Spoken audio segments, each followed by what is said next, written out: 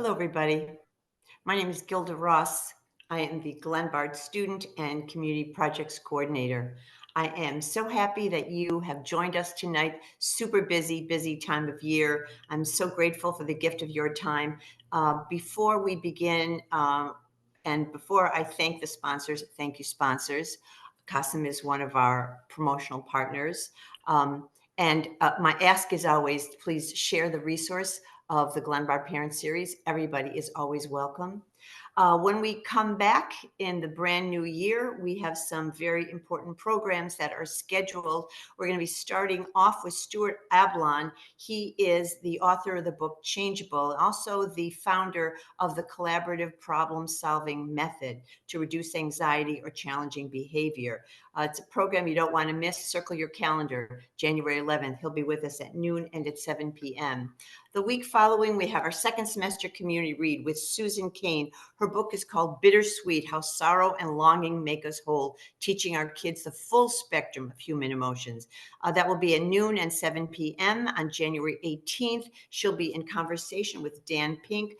This book was chosen by Oprah as one of her highlighted books of the past year. She's also the author of the book Quiet: The Power of Introverts in a World That Won't Stop Talking. Following that program, and kind of a follow-up to tonight, Dr. Shafali, another Oprah fan, will be presenting on her latest book, The Parenting Map: Step-by-Step Solutions to Consciously Create the Ultimate Parent-Child Relationship. That's on the 25th at noon and 7 p.m. She'll be in conversation with Kathy Adams of Zen Parenting. And then we have a program that will be presented in Urdu, The Keys to Successful Parenting. And finishing the month of January, David Sheff will be back. He's the author of Beautiful Boy. There was a film that was recently released based on this book, Everything a Father Learned Through His Son's Addiction. That's on January 31 at 7 and also at noon. So lots to circle your calendar. We're going to get right into it without any further ado. It is my great pleasure to introduce Gary Heilers. He is the chairman of the phys ed department at Glenbard North, and I'm a huge fan. So Gary, take it away. Well, it's my pleasure to introduce our speaker tonight, Lisa Baylis. Lisa has been sharing well-being strategies for the last 20 years, a natural-born connector with an innate ability to make people feel valued and heard. She is a teacher, a counselor, a speaker, and a mother. Lisa is a published author of the best-selling book, Self-Compassion for Educators, as well as the creator of the AWE method, Awakening the Well-Being of Educators, which merges self-care, mindfulness, and self-compassion. Lisa has a master's degree in counseling, psychology, and a bachelor's degree in physical education. She has taught internationally and locally. Much of her vast teaching experience was gained in classrooms across British Columbia as a school counselor. Currently, she is the education director for the Center of Mindful Self-Compassion, the nonprofit organization created by doctors Kristen Neff and Chris Germer to spread self-compassion around the world, and we are delighted to welcome her to the GPS Parent Series today. Gary, thank you so much for that, and for all of you for being here today. I am so grateful that you've taken a bit of time out of your busy schedule to spend some time with me. So we're going to get started right away, and if you're anything like me, you've probably just come from a very full day, and I want to invite us to move from all the doing that we needed to do, whether you were in a classroom or whether you're finishing up making dinner for your family, or you are doing all the other things that you need to do to take care of the people around you, to move intentionally into just being here right now. So this may look for you very different than it does for me, and just that permission to really take what you need in this moment. It may look like closing your eyes and dropping your shoulders and taking a really big deep breath. It may look like looking around the space so you know where you are. We spend so much time going and doing that we don't even know where we are in the day sometimes. It may actually feel like feeling your feet on the ground and your seat in the chair and allowing your physical body to just arrive into this space. And it may also be taking a few moments to just listen to the sounds around you, the sounds in the room, the sounds of my voice, and maybe even the sounds within you. the physical noise, the mental noise, all of our thoughts, maybe our feelings. And just giving yourself a moment, just a slowed down, easy moment to move from the doing to just being. And often we can do that by invoking a really nice, big, deep breath, a kind that fills us up with what we may need on the inhale. And as we exhale, really allowing ourselves to release, to drop our shoulders, to find ease in our body.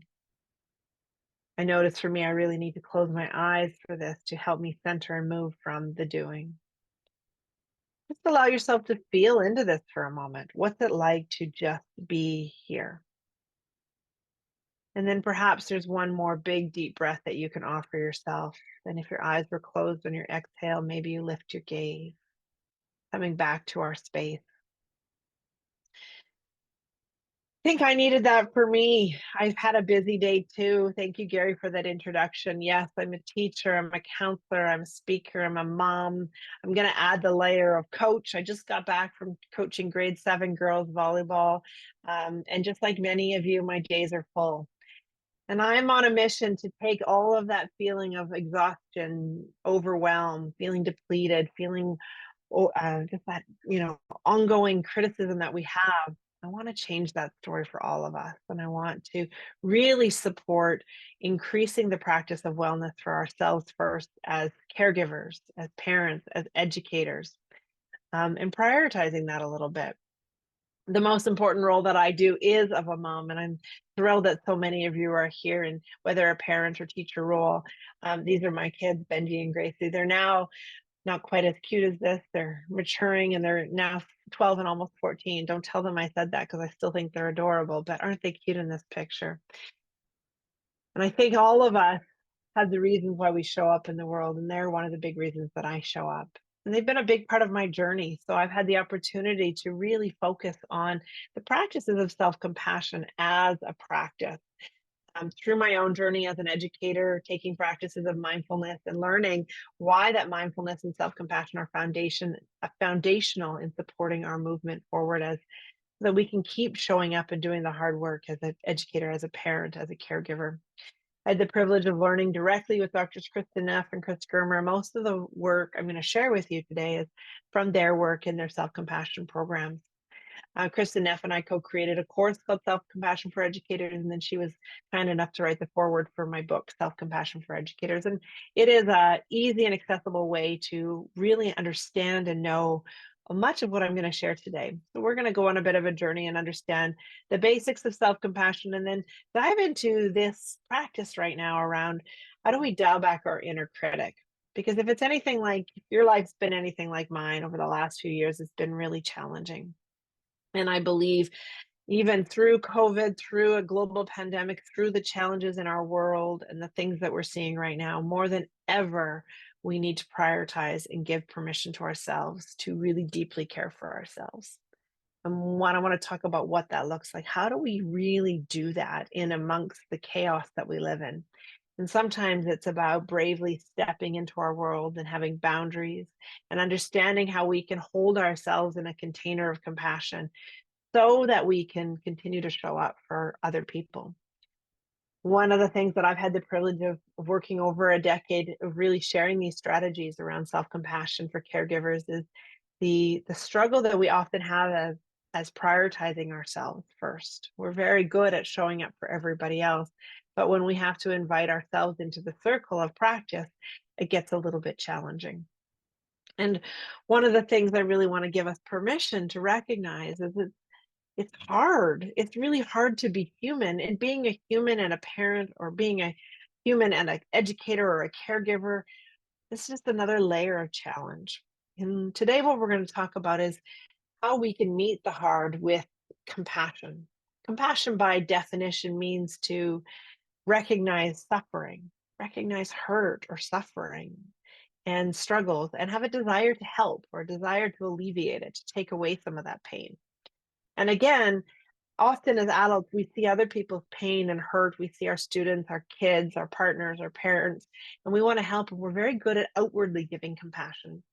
And today, what I want to talk about is how do we invoke that for ourselves as well? How do we include ourselves in that circle? So, we're going to do some practices.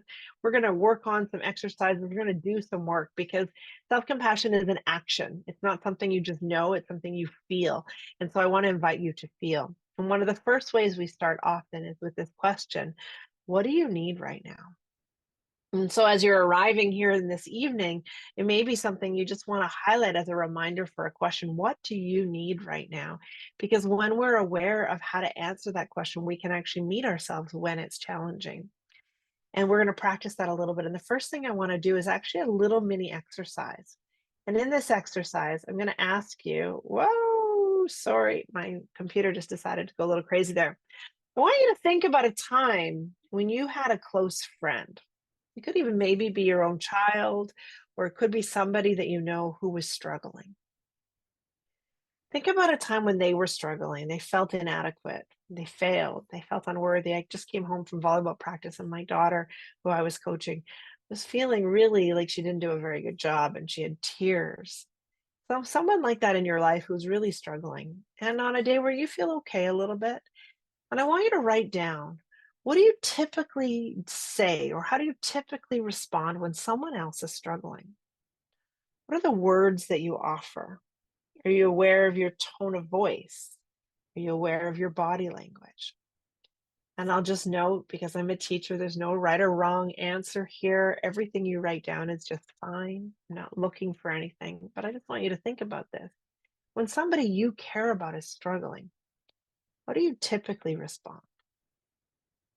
Just jot a few words down. And you're not going to share this. This is just for you. And then take a big, deep breath. And I want you to think about a time when you were actually the one who was struggling. You were feeling inadequate or unworthy. You felt like you failed. You know, those moments when you're like, am I actually any good at this? Maybe I'm no good. Maybe I can't do this. How do you meet yourself in those moments? So how do you typically respond to yourself when you are the one who's struggling? What words or phrases do you use? And again, notice, what's your tone of voice like? And then my question is there a difference? What do you notice by this very simple exercise of perhaps how we talk to another person and how we talk to ourselves? And if you have the capacity to answer in the chat, you don't have to tell me what you wrote, but I am curious if any of you are willing to share. What do you notice about how we often share with friends and how we share with ourselves or talk to ourselves? I'll just give it a second to see, because often what we notice is when we do an exercise as simple as this: how do we meet other people and how do we talk to ourselves? Generally, most of us find that we're compassionate with other people, but we struggle to bring that compassion to ourselves. If you just did this little exercise with me and you notice that, again, I want to give you that permission to remind yourself you're not alone. That we often get ourselves caught up in the critical thinking. And that's why we're here today, is to see if we can turn down the dial on that inner critic, that inner judgment, that perfectionist thinking. And the reason we want to talk about all of this in the context of self-compassion is self-compassion is really the antidote to some of this struggle. The easy definition of self-compassion is, can I treat myself the way I would treat my best friend, my colleagues, my child, my student? The first time I really realized this in action is when my daughter, who I was speaking about earlier, she was really little. She was like 6. And I remember her coming home from school one day and she was tucking into bed. I was tucking her in. It was early and she was really tired and she was just really teary. I was like, what's wrong? Something had happened at school. And again, I don't even remember the incident, but she was feeling like really bad about herself. And she was 6. And I remember lying beside her and being like, sweetie, it's fine. Like, it's okay that you struggled. You had a really hard day. Your friends will still love you and we'll try again tomorrow. And it was easy for me to come up with these words, right? You didn't even hear my tone. It was just loving and kind. I wrapped her in a hug and she settled into her bed. And I was like, okay. And I went to my office and I sat down at my computer and I remember working on a presentation, and we're talking about like 8 years ago. And I looked at it and I was like, oh, this is terrible. No one's going to believe me. Who do I think I am presenting this? I can't believe I even think I could do this.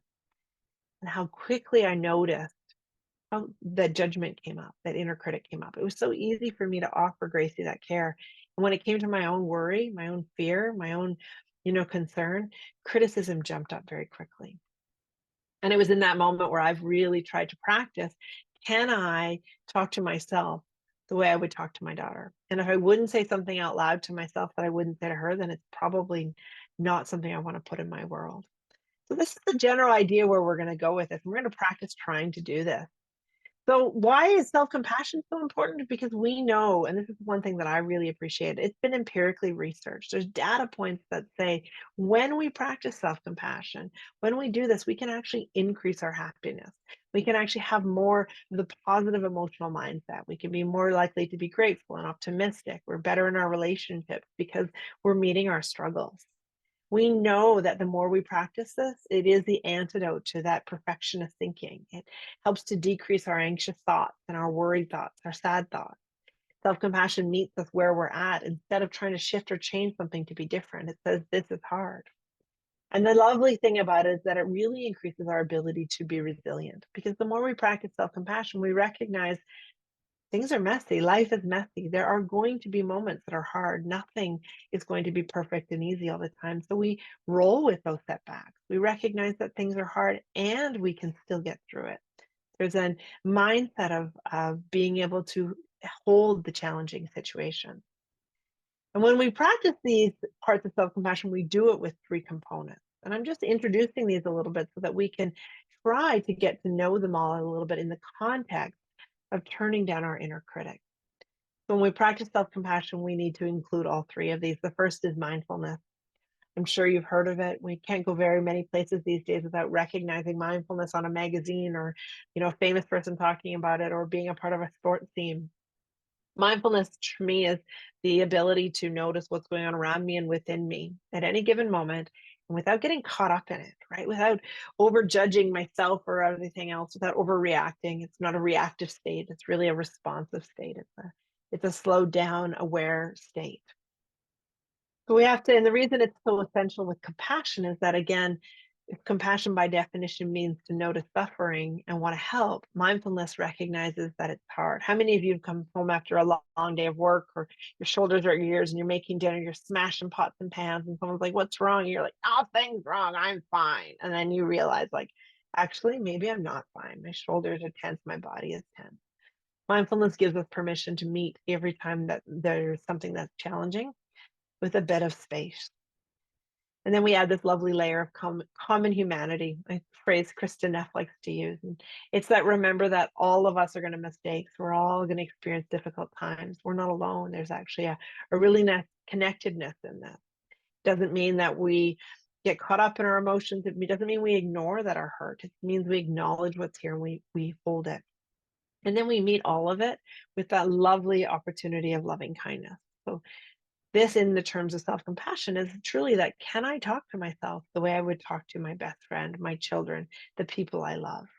We talk to our pets often nicer than we talk to ourselves, right? We're so good at giving that outward. And so it's that invitation to really meet ourselves with kindness. And that doesn't mean it's soft and easy or that it's weak. It can be fierce too. It can be tender. All of it is a part of it, but it's also with a caring tone. So we're going to engage in these components, and I would really like to offer you a practice on how we can, especially as a parent, especially at this time of year, work towards turning down our criticism. I don't know about you, but for me, the expectations as a parent of holding the holidays and getting through, my kids are still in school, they're still, running around, and we're doing big sales and we're doing school concerts and sport tryouts. And there's a lot of things all at the same time while I am trying to support a magical and wonderful holiday for them. And it's so easy for me to get caught up in the overwhelm, or for it to want to be a certain way, or for an expectation, and to get caught up in my own judgments, or to see their stress levels rise because of all this. So today I want to take you through an exercise and how to get to know this inner critic. And I'm not here to wave my magic wand and say instantly this is going to make your life easier. What I am here to, I haven't found that magic wand yet. I'm still working on it. What I am here to say is that this is the practice of intentionally getting to know how we're talking to ourselves. And we're going to try this by working a little bit on some behaviors.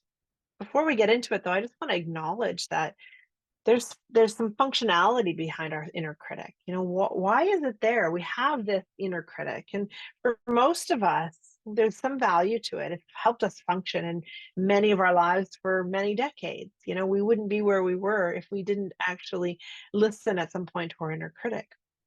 It often is a motivator for some of us. It improves us. We use it to ensure that we behave better and avoid future criticism, right? It's also gives the illusion of control if we criticize ourselves. If I just tried harder, I would have been better, that kind of thing. There's a lot of reason it's in our life.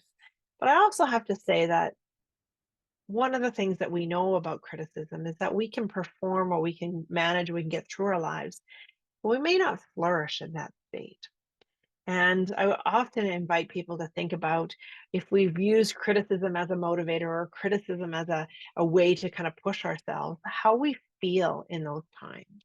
And today, that's what we're going to get to know a little bit of, is what is it like to be criticized, and how do we feel that way? I often think about myself as an athlete. When I was young, I played a lot of competitive volleyball.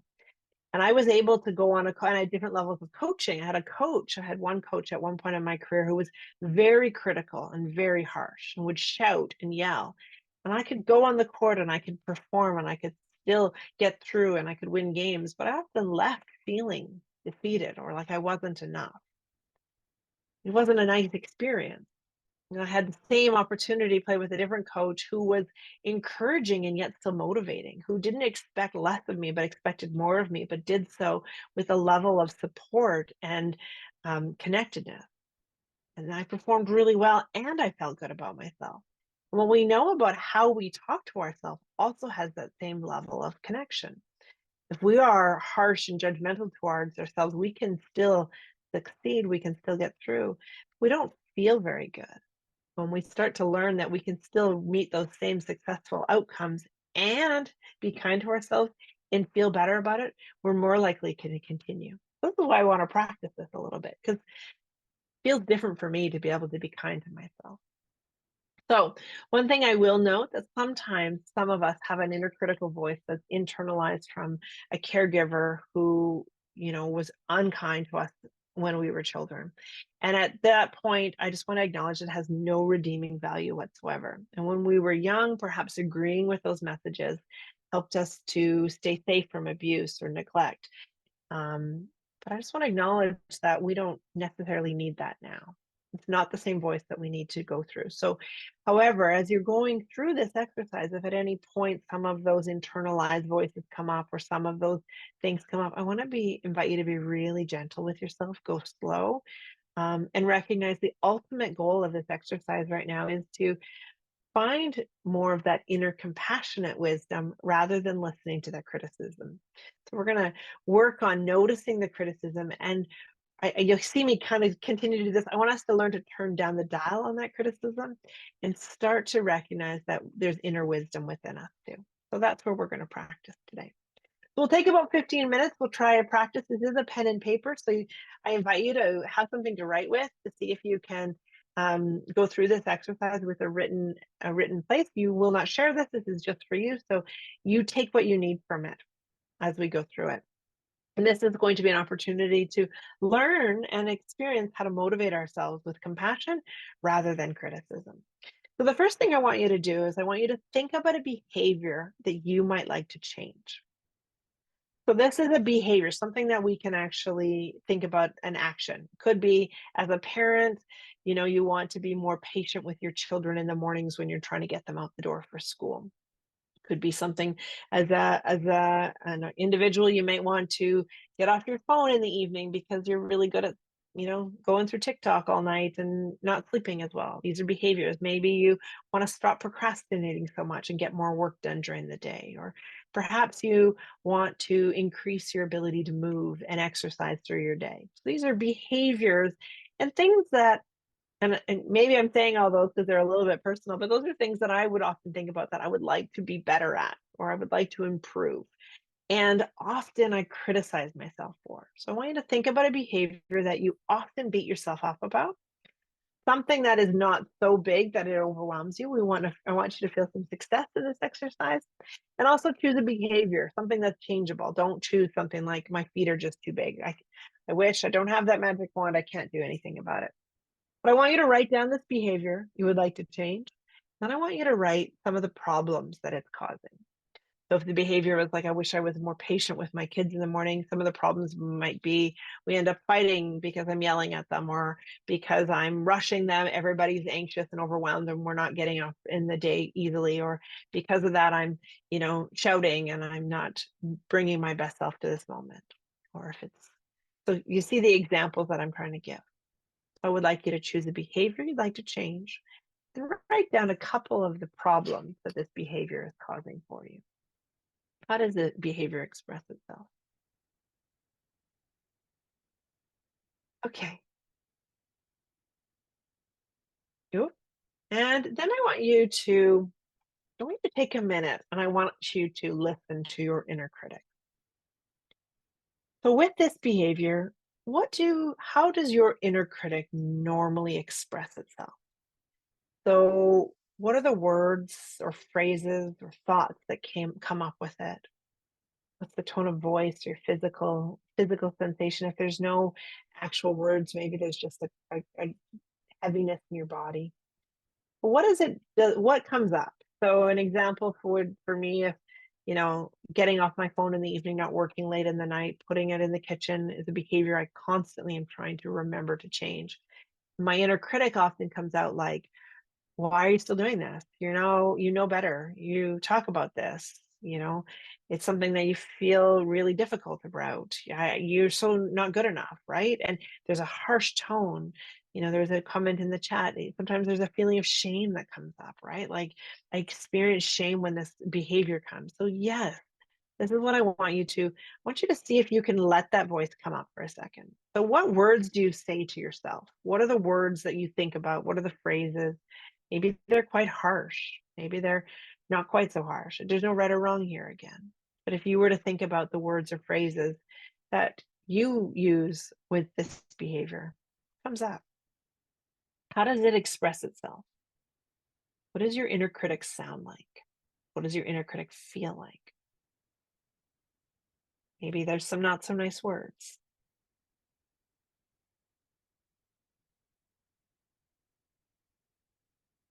And if you're writing a few of these down, you're starting to feel a little bit of ick in your body, or you're starting to notice, I want you to turn towards that part of yourself now for a second. So let's switch perspectives. Let's actually be the part of ourselves that's feeling criticized right now.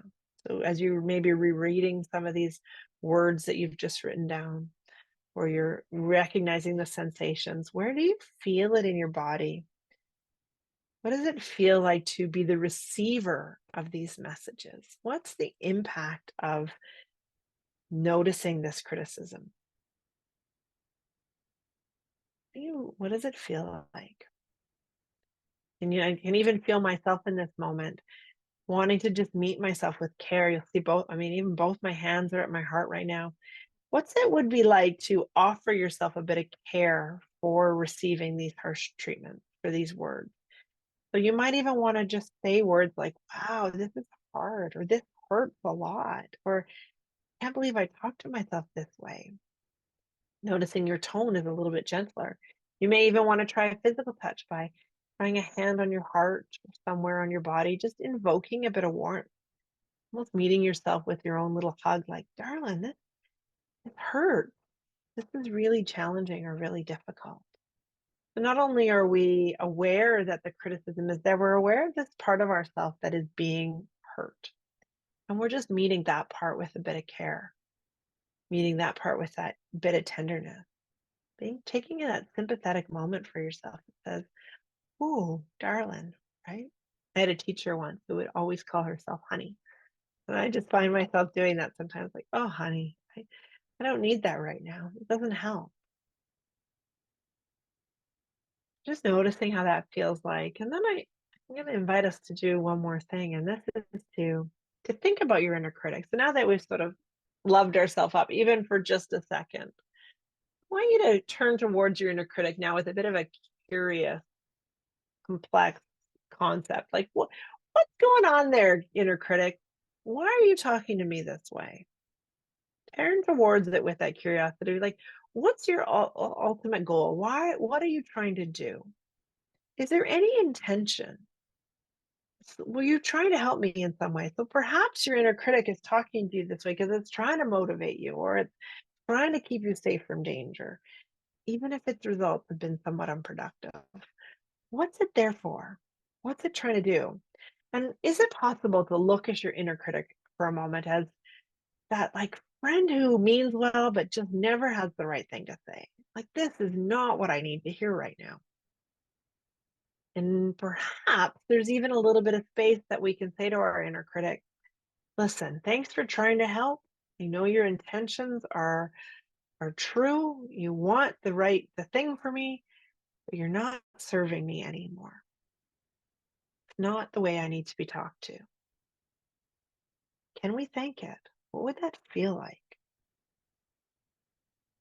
And if at any point your inner critic has no positive intention or no redeeming value, please don't try this, but just meet yourself with that continued care. Like, darn, it's been hard to suffer this long with this much. I'm hurting myself. Can I be gentler? Just really acknowledging yourself with some care. We're just taking this moment to think about how is that inner critic helping you? And can you thank it? Or can you meet yourself with even a little bit more care?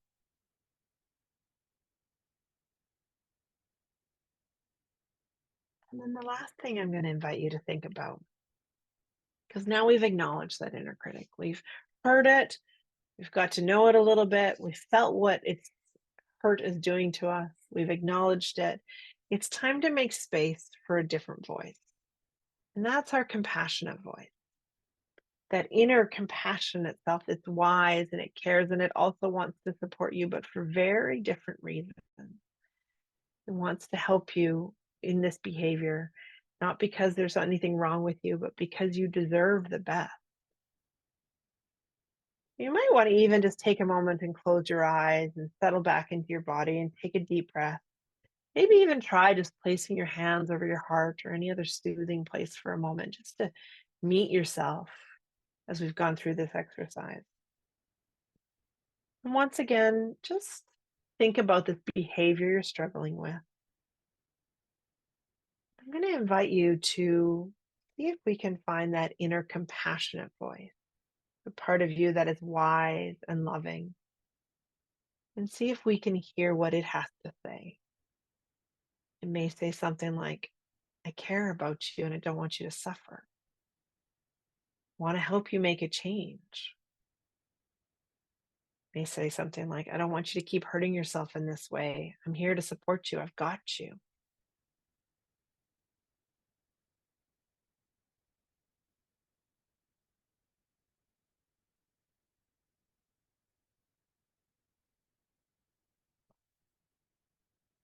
And if you prefer, you might even like to bring to mind the image of a person who cares deeply about you.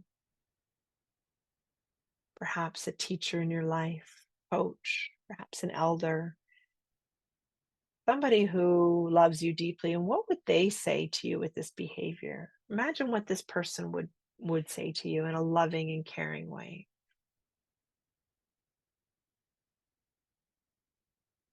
And if any words or phrases are coming up for you right now, I'm going to invite you to, if it feels right, to lift your eyes if they were closed and try writing a letter to yourself, freely, spontaneously addressing this behavior. What emerges from the deep wish that says, I care about you and I don't want you to suffer anymore? What words might you need to hear to help you make a change? Especially in December, it's dark, it's gray. What words do you need to hear? And we'll take a few moments. In fact, I will probably go quiet here for a few moments so you can just write, address a letter to yourself. Listen to your inner compassionate voice. when it says, I care about you and I'm here to support you, or you can do the hard things. We've got this. I'll be here for you.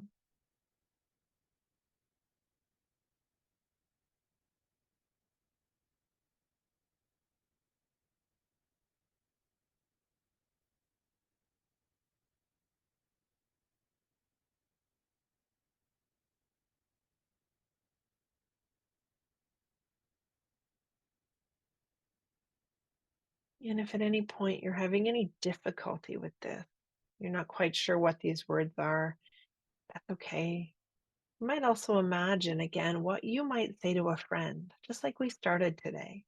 What kind words might you offer to someone else? Let's take 2 minutes and just write.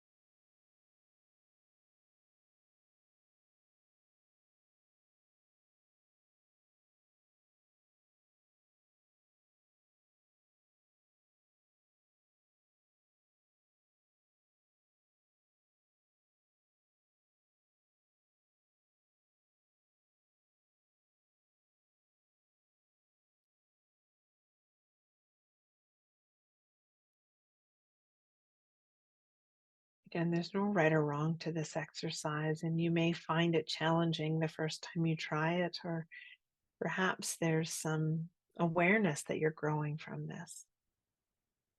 The intention is not to rid ourselves of our inner critic the first time we talk about it, but it's to work towards intentionally being more kind to ourselves. And we know kindness is a habit.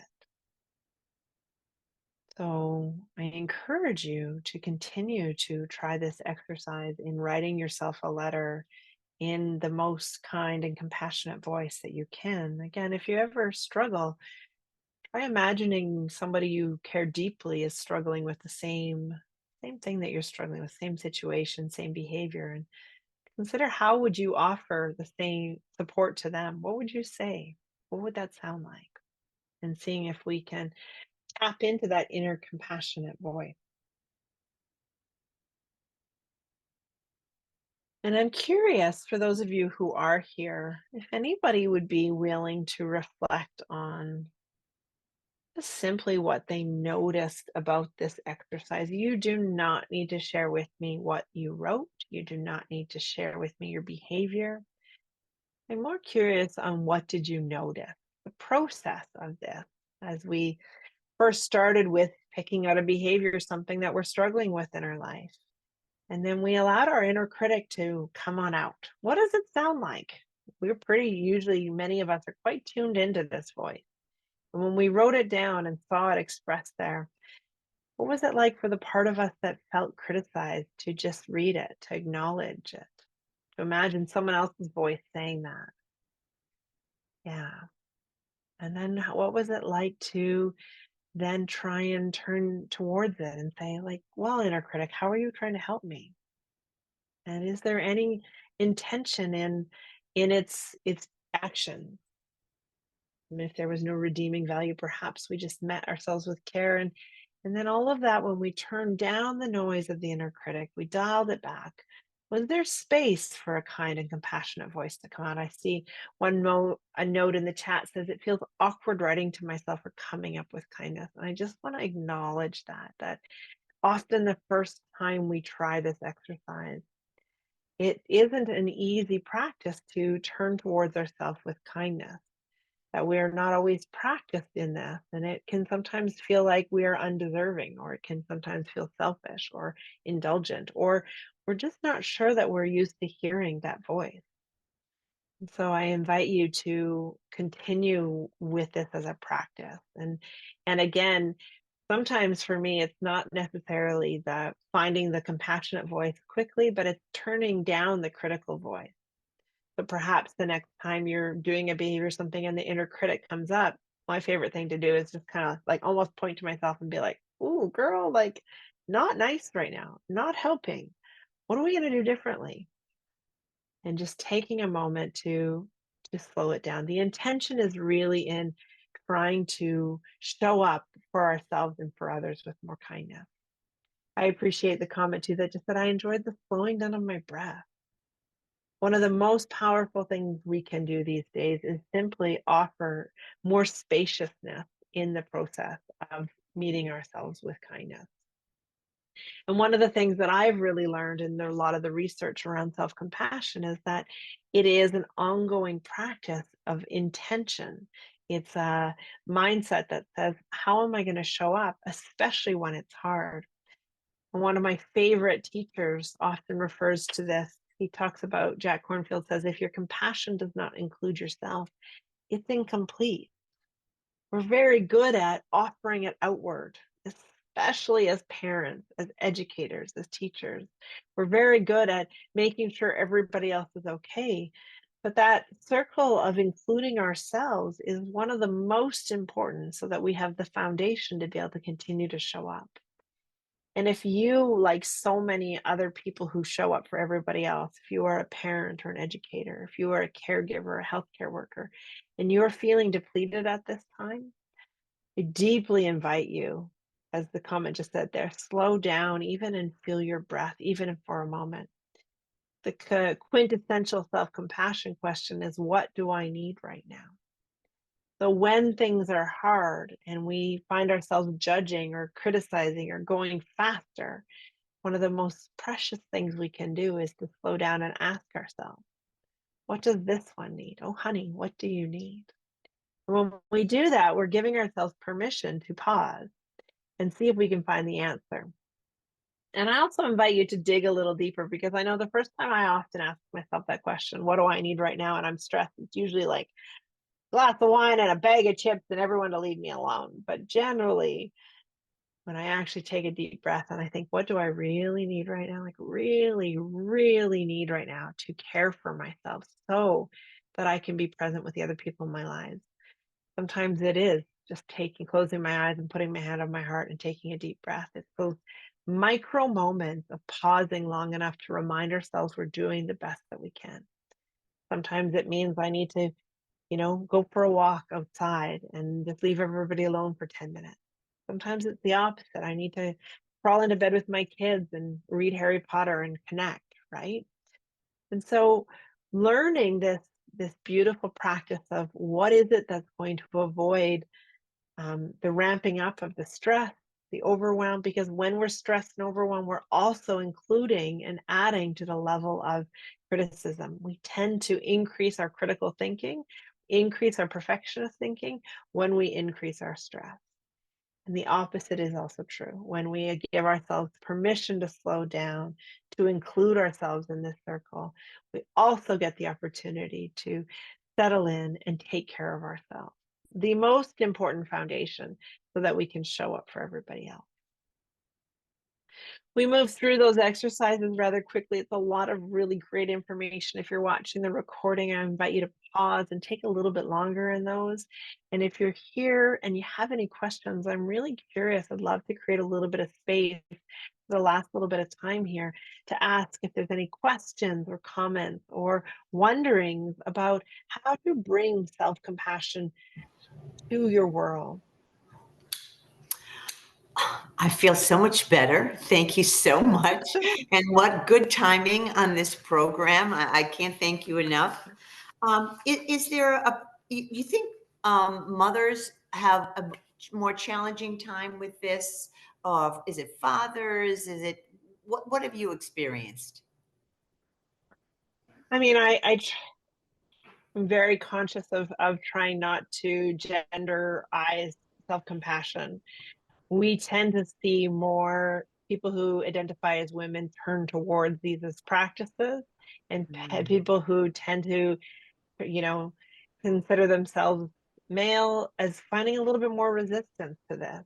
So what I will say is that generally self-compassion is available for everybody. It's really important. And it's actually, like I said earlier, one of those antidotes that we can use to really lower our stress and our worry systems. And so I don't know that there's a human on this earth who doesn't feel stressed in some way, in some form generally, or that doesn't find a way to be hard on themselves. We tend to circle this. So whether you're a mother or a father or a teacher or a doctor, we tend to want to show up with our best face, our best selves often. And sometimes in that wanting to show up in the best way, we also get caught up in feeling like we're not enough, or we're feeling like we're, and it's hard. And I started with this, it's hard as a parent because we're also deeply loving the people we're caring for and we want to do well.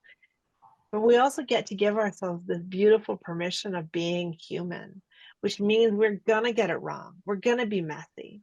And, I can only speak as myself as a mom. I get it wrong all the time. I say the wrong things and I think I know these things, and my daughter has fits with me, or my son looks at me like I'm crazy. And it isn't always easy. But what I do know is that when I have those moments of getting it wrong, and then I slow myself down and be like, honey, you're doing the best that you can. How are you going to try this again? It gives us that permission to repair and reconnect with our children. And I think that is, so I don't know that it's a mom or a dad thing. I think it's a human thing that we all can practice. Mhm. The other day we hosted Shauna Shapiro talking about her book, Good Morning, Violet, I Love You. And it was a reminder, it makes me think of our time tonight, about how we're often teaching our children about being kind to others, but how necessary it is to teach children to be kind to themselves. She did that practice of, as you said, hand on the heart. And, in the book, Violet starts her day with a good morning, I love you affirmation. Very sweet, very sweet. Here's a question. Does the critical voice come from childhood experiences? Where does it come from in the first place? Oh, such a good question. And there's so many layers to that. Sometimes it comes from a society that puts a lot of pressure on us. Sometimes it comes from, our childhood experiences. Sometimes it comes from our educational experiences. Sometimes it comes from an internalized place of, wanting to be perfect. Often we find the criticism is tied into perfectionist thinking. And we also bombarded with a society of advertising that makes us feel like we're imperfect a lot. And so I think that it comes from this expectation to have to show up in a certain way. And I love what you were saying to tie in with that, Gilda. I think it's also important that we teach our kids at a young age now that most of what they see in video games, the news, so much of what's out there advertising is not real. And that there is no, because most of our inner criticism comes from this wanting to be a certain way and not being able to meet it. And so this idea of, meeting ourselves with care. And I also wanted, like, affirmations can be helpful if they are the right words and they meet us if we're feeling okay. But sometimes affirmations can make us feel worse. And the nice thing about self-compassion is it's that loving ourselves no matter what, whether we're having a crappy day or a good day, whether we feel good or we feel bad. It's sort of accepting ourselves with full human experience and also meeting that with a bit of kindness and a bit of tenderness. So helping our kids learn that like, yes, you get to fail. Yes, you get to get it wrong. And yes, it's going to be messy. Yes, your heart is going to break. Yes, you're going to break other people's hearts. This is part of the human experience. However, in all of that, what we do also get to say is, and you can forgive yourself and love yourself and still be okay as a human being. You can repair and connect. And we do this best by modeling it with each other and modeling it for ourselves. So, that opportunity to even say, like, I'm, feeling really sad right now, and I'm going to meet myself with a bit of a moment of a big breath. And I just know that it's hard for me. So it must be hard for you too. When we tell our kids this, when we model it, it really gives them that permission to practice that kindness for themselves, because they're bombarded with the opposite in our world. Our world is harsh and critical so much. So when we see all this constant conversation around teaching our kids kindness, we need to model kindness. We need to model love. We need to model compassion. We need to model care. We need to show it. And then they need to know that that in itself is not weak. It's actually one of the greatest strengths we have as a society is love. Love for each other and love for ourselves. So many good reminders about being in the present, gives us that reaction time. You had us do some writing, some journaling. Can you talk very briefly about and when we try to do that mindfulness and all those other thoughts that come in, can you help us with how can we bring ourselves back to this moment? Yeah. Yeah. Thanks for noticing that, or to just saying that, Gilda. I think one of the lovely things around compassion, or the exercises that we're doing, is I kept saying that it's like there's no right or wrong. There's no way to do this. And it's often our thoughts that take us away. And so, even taking a big deep breath, you'll see me even as I'm talking, my hand goes to my heart. That's often because my own body is racing and there's a softening that I need to do. I think the most important thing we can offer ourselves is a deep breath in a moment that just says, okay, I'm here now. And then to allow ourselves to be imperfect. I love that phrase, we're all perfectly imperfect. And it actually gives ourselves a little bit of permission to not get it wrong, to reflect, to know that our thoughts are valid, our feelings are valid, whatever they are. And one of the beautiful things that I believe is that the container of compassion is a really beautiful practice because it holds the container of being human. It means you can feel grief and gratitude at the same time. You can feel anger and, like, sometimes excitement, right? We can experience this multitude of emotions and hold it all because we're holding ourselves, because we have this practice of being careful and kind to ourselves. And every time we come back to that, every time we come back to meeting ourselves where we're at, whether it's a mindful breath, or it's some words that say, like, you're okay, darling, right? Sometimes it doesn't even have to be a breath. Some people don't like the breath. Sometimes it's a touch. Sometimes it's an invitation. For me, often the word just trust yourself, or you got this, right? Like just some simple, kind and loving words can be enough to recenter us so that we can move into the world and so that we can show up for our kids. And I think the biggest thing, for me today, this message around, for parents especially, like, there is no way we're ever going to get it all right. We're going to try and plan the perfect, day for our children, and something will go sideways. I have experienced that time after time. If you try and do something that is just wonderful, and even in the good moments, there are feelings, and we're surrounding ourselves with other humans, so it's going to be messy. So how do we meet that? We meet that with care for ourselves and deep compassion. One of the things I want to share with everybody is one of the best ways to practice. And you were asking earlier, it's like micro moments, little practices on a regular basis. And if that's something that you want to remind yourself how beautifully human you are, and something you need to keep as the top of your practice, I invite people to reach out to my website, lisabaylis.com. I have the opportunity, I share these lovely little reminders to people because it keeps us in our practice, it keeps us in our mindset. That's truly the gift that I want everyone to know, is that invitation is there for people. And keep coming back, because it is a habit, and we know about rewiring in the brain. And so we know, also, you told us all the reasons why this is so important, particularly at this time of year. So I'm so grateful for the time you spent with us tonight, and everyone who's listening. Thank you for letting us share this. I'm so grateful. And we wish everyone, this is the moment, Lisa, when we go hug the kids. Gary, I know you're going to join me in going and hugging your children as well, and sending love back to Lisa. Thank you so much. Gary, want to close us out? Yeah, thanks, Lisa. It was fantastic. I know you had a long day. I'm a coach too, and I know about this time of night where we need some self-care ourselves.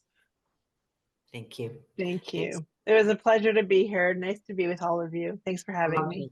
Thank you so much, everybody. Be well. Hug the kids. Bye-bye.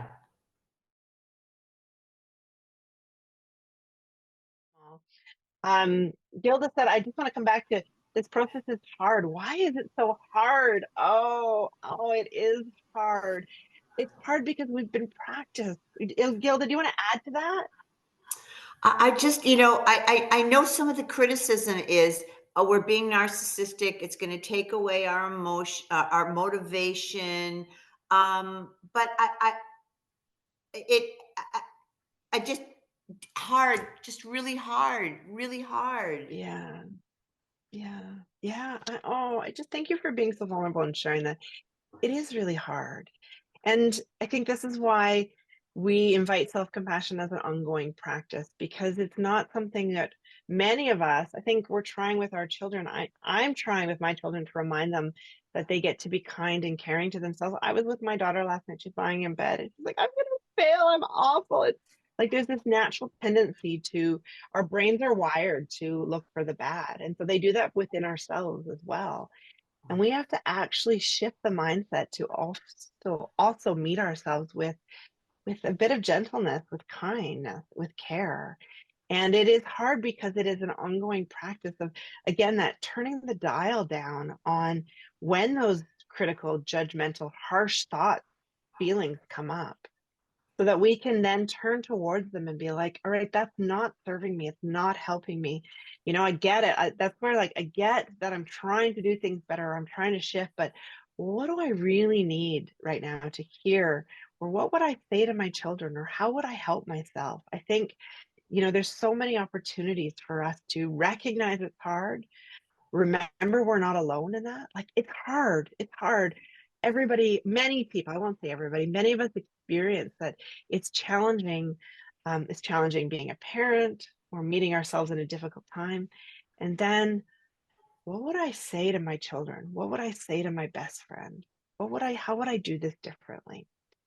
And it's, I've learned the invitation in this is really about slowing down and creating moments through our day that actually create a bit of space so we can actually find that wisdom, because we spend so much time in the difficult, challenging moments that we don't even create the space. I have another question here. I just want to honor it. Was there anything you wanted to add to that, Gilda? No, take that question and I'll come right back with mine. Okay. It says, through reflection, I'm finding that me and my family members are more sensitive to each other's criticisms than from other people. Why is this? Oh, yeah, because our family are our closest. Like, they're our people, they're our inner circle. And so when they're critical towards us, or we take that and we create that inner criticism within ourselves, it's the people that we love the most we feel so attached to, right? So I think this is that invitation. What we know around compassion is that compassion has a ripple effect. The more we practice it, giving kindness and care outward, we see that it has that ripple effect outward to other people. And so if we start practicing it for ourselves, again, that example of my daughter last night, she was being critical with herself. She has a spelling test today. She was like, I'm gonna fail. And I could feel my own heart being like, oh no, don't say that. Like there was a level of anxiety that came up. And I just had to slow myself down and say, honey, you're going to be okay. Well, however you go through this, as long as you try your best, right?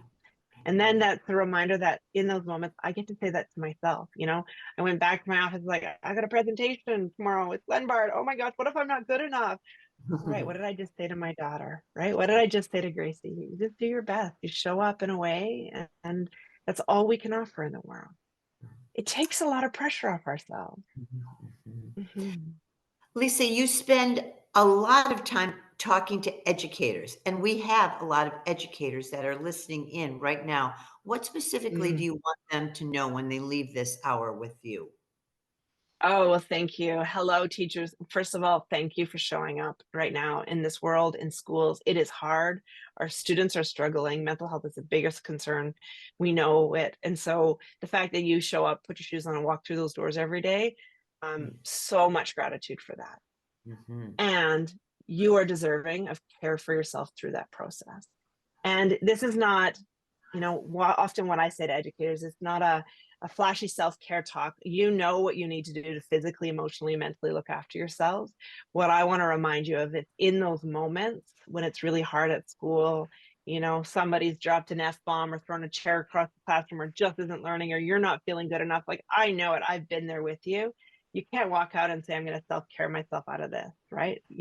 What we can say is, what do I need right now so I can keep my feet on this ground, so I can take a deep breath, so I can show up for the next moment. I often remind myself of, you call it a self-compassion break. It's simply using the words, this is hard.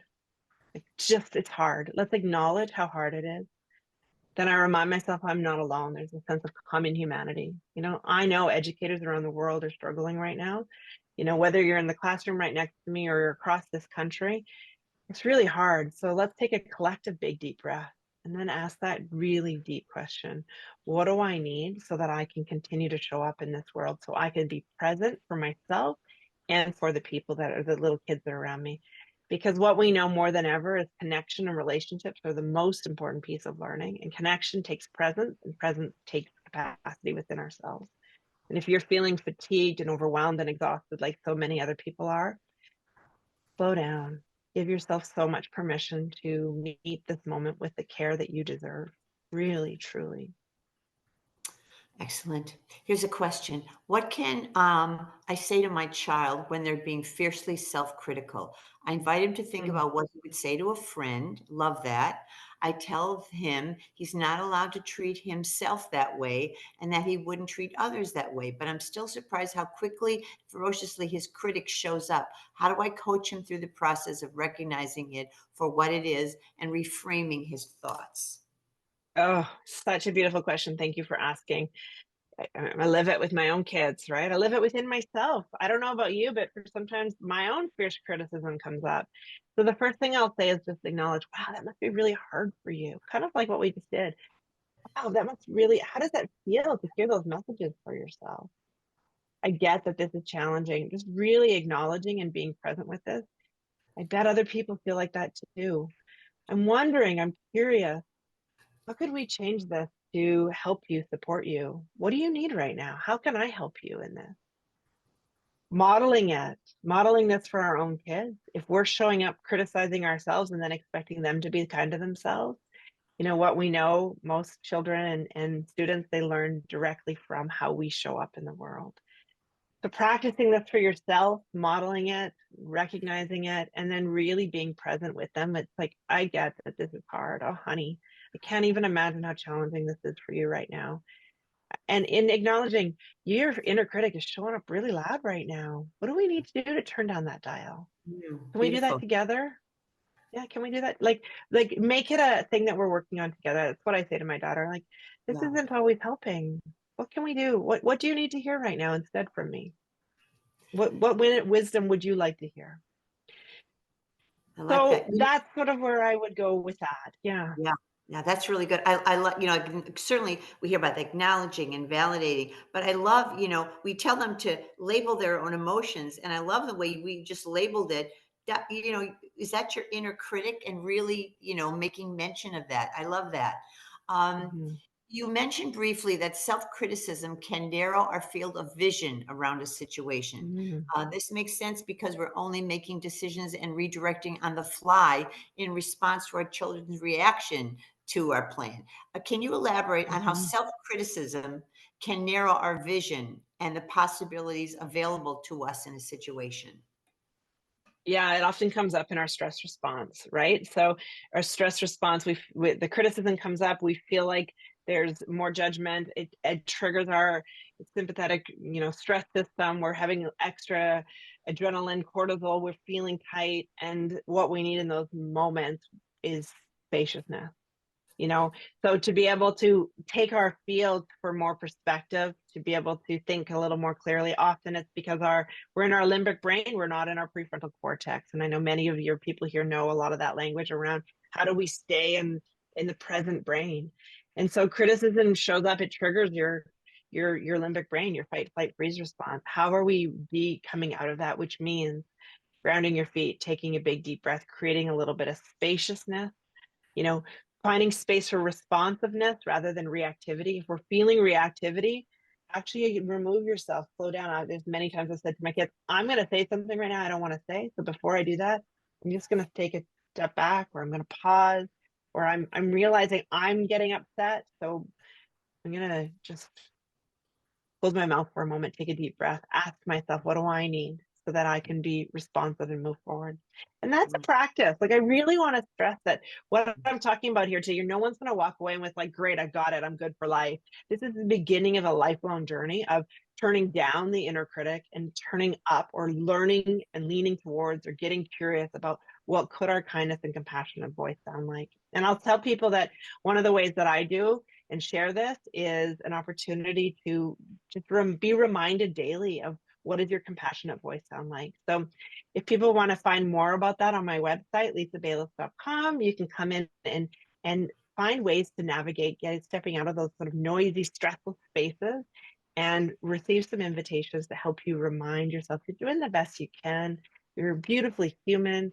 You're perfectly imperfect. And that's all we ask of parents these days, is just to keep showing up. Keep showing up, keep showing up. And this reminds me to remind everybody who's listening, make a phone call to someone, let them know that they need to be here tonight at 7 o'clock Central, where we will revisit this again. I really appreciate that. Tracy, thank you. Lisa, excellent work. Thank you, everyone who's listening. We'll see you next time, and maybe even 7 o'clock tonight. Thank you so much. Thanks, everybody, for being here. Please be in touch.